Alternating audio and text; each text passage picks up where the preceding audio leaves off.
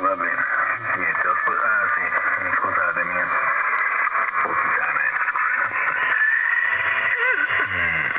Sbagliatamente sono andato oltre con il micilino, va bene. Sì, sbagliatamente, Va bene, Guerino si è spostato un attimino, ho detto, e io dovrei appunto fare gli auguri a Guido che è entrato e dunque Guido ben ascoltato. Rimetterei a Beppe, però io non so se era Tommaso o qualcun altro, non ho capito, io non l'ho ascoltato per niente, cioè zero proprio, dalle mie parti non arrivava per niente.